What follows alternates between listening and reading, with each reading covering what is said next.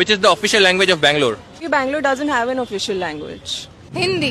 Hindi or Sanskrit. I'm putting my bets on both. Hindi. Hindi. Malayalam. Namma Bangalore. Tamil. English. English. I don't know. ರಸ್ತೆ ಮಧ್ಯೆ mic ಹಿಡಿದು ಸಾರ್ವಜನಿಕರನ್ನ, ವಿದ್ಯಾರ್ಥಿಗಳನ್ನ, ಯುವತಿಯರನ್ನ ಮಾತಾಡಿಸಿ ಪ್ರಶ್ನೆಯೊಂದಕ್ಕೆ ಉತ್ತರ ಪಡೆಯುವ ಸಾಕಷ್ಟು ವಿಡಿಯೋಗಳನ್ನ ನೀವು ನೋಡಿರ್ತೀರಿ. ಅದೇ ರೀತಿಯಲ್ಲಿ ಎಲ್ಲೊಬ್ಬ ಯುವಕ ಬೆಂಗಳೂರಿನ ಅಧಿಕೃತ ಭಾಷೆ ಯಾವುದು ಅಂತ ಕೇಳ್ತಾರೆ. ಅದಕ್ಕೆ ಉತ್ತರಿಸಲು ಈ ಯುವತಿಯರು ಹೆಣಗಾಡ್ತಾರೆ. ಬೆಂಗಳೂರು ಅಧಿಕೃತ ಭಾಷೆ ತಮಿಳು, ಹಿಂದಿ, ಮಲಯಾಳಂ, ಇಂಗ್ಲಿಷ್, ಸಂಸ್ಕೃತ ಅಂತೆಲ್ಲ ಹೇಳ್ತಾರೆ.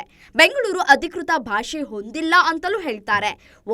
ಒಬ್ಬರ ಬಾಯಿಂದಲೂ ಕೂಡ ಕನ್ನಡ ಭಾಷೆ ಬೆಂಗಳೂರು ಅಧಿಕೃತ ಭಾಷೆ ಅನ್ನೋದು ಬರೋದಿಲ್ಲ. ವಿಶ್ವದಲ್ಲೇ ಬೆಂಗಳೂರು ಸಂಚಾರ ದಟ್ಟಣೆ ಸಮಸ್ಯೆಗೆ ಹೆಸರುವಾಸಿಯಾಗಿದೆ. ಸಿಲಿಕಾನ್ ವ್ಯಾಲಿ, ಐಟಿ ಕೇಂದ್ರ, ಮಹಾನಗರ ಎಂದೆಲ್ಲ ವಿಶೇಷಗಳಿಂದ ರಾಜ್ಯ ರಾಜಧಾನಿಯನ್ನ ಗುರುತಿಸ್ತಾರೆ. ಭಾಷೆ, ಪ್ರಾದೇಶಿಕತೆ ಭೇದವಿಲ್ಲದೆ ಅನ್ನ ನೀಡುವ ಜಾಗದ ಮಾತೃಭಾಷೆ ಗೊತ್ತಿಲ್ಲದವರು ಇಲ್ಲಿದ್ದಾರೆ. ಇದು ಅವರ ತಪ್ಪಲ್ಲ, ಬದಲಾಗಿ ನಮ್ಮದೇ ತಪ್ಪು ಎಂಬುದು ಮತ್ತೊಮ್ಮೆ ಸಾಬೀತಾದಂತಾಗಿದೆ.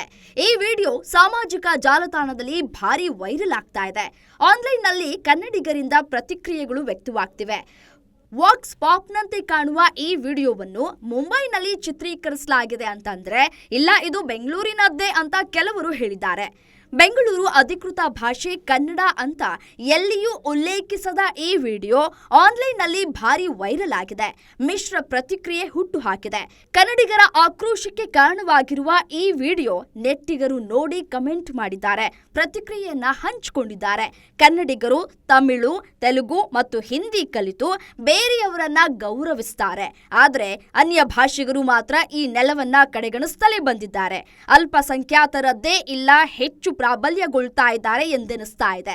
ಈ ವಿಡಿಯೋದಿಂದ ಕನ್ನಡಕ್ಕೆ ಮತ್ತೆ ಅವಮಾನವಾಗಿದೆ ಅಂತ ಬೇಸರವನ್ನ ಹೊರಹಾಕಿದ್ದಾರೆ. ಬಹುತೇಕ ಮಂದಿಯು ಹಿಂದಿ ರಾಷ್ಟ್ರೀಯ ಭಾಷೆ ಎಂಬ ಕಲ್ಪನೆಯಲ್ಲಿದ್ದಾರೆ. ದಕ್ಷಿಣ ಭಾರತವನ್ನು ಹೆಚ್ಚಾಗಿ ಮದ್ರೋಸಿಸ್, ತಮಿಳರು ಅಥವಾ ಕಮ್ಯುನಿಸ್ಟರು ಅಂದ್ರೆ ಮಲಯಾಳರು ಎಂದು ಗುರುತಿಸಲಾಗಿದೆ. ತೆಲುಗು ನಾಡು ಸಹ ಸಿನಿಮಾಗಳಿಂದ ಜನಪ್ರಿಯತೆ ಪಡೆದಿದೆ. ಆದ್ರೆ ಸಾವಿರಾರು ವರ್ಷಗಳ ಇತಿಹಾಸ ಹೊಂದಿರುವ ಕನ್ನಡಕ್ಕೆ ಮನ್ನಣೆ ಸಿಗುತ್ತಲೇ ಇಲ್ಲ ಎಂದಿದ್ದಾರೆ. ಈ ವಿಡಿಯೋ ನೋಡಿದ ಕನ್ನಡಿಗರು ತೀವ್ರ ಕಳವಳವನ್ನ ವ್ಯಕ್ತಪಡಿಸಿದ್ದಾರೆ. ಕನ್ನಡಕ್ಕೆ ಆಗುವ ಹಾನಿ ಸರಿಪಡಿಸಲಾಗದು. ಪ್ರಸ್ತುತ ಪೀಳಿಗೆ ನಾವು ತಲುಪುವುದು ಅಸಾಧ್ಯ. ಭಾಷೆಯನ್ನು ಸಂರಕ್ಷಿಸಲು ಹೆಮ್ಮೆಯ ಕನ್ನಡಿಗರ ಹೊಸ ಪೀಳಿಗೆಯನ್ನು ಸೃಷ್ಟಿಸುವತ್ತ ನಾವು ಶ್ರಮಿಸಬೇಕಿದೆ ಅಂತ ಮತ್ತೊಬ್ಬರು ಹೇಳಿದ್ದಾರೆ.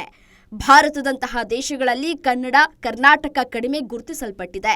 ಉತ್ತರ ಭಾರತದವರಂತೆ ದಕ್ಷಿಣ ಭಾರತದಲ್ಲಿಯೂ ಅನೇಕರಿಗೆ ಕನ್ನಡದ ಬಗ್ಗೆ ಗೊತ್ತಿಲ್ಲ. ಕನ್ನಡದ ಬಗ್ಗೆ ಅತಿ ಕಡಿಮೆ ಜ್ಞಾನ ಹೊಂದಿದ್ದಾರೆ. ಅನೇಕ ರಾಜ್ಯಗಳ ಜನರಿಗೆ ಕನ್ನಡ, ಕನ್ನಡಿಗರ ಬಗ್ಗೆ, ಈ ನೆಲದ ಬಗ್ಗೆ ತಿಳಿದಿಲ್ಲ ಎಂದಿದ್ದಾರೆ. ಗ್ಯಾರಂಟಿ ನ್ಯೂಸ್, ಸುದ್ದಿ ಖಚಿತ, ನ್ಯಾಯ ನಿಶ್ಚಿತ.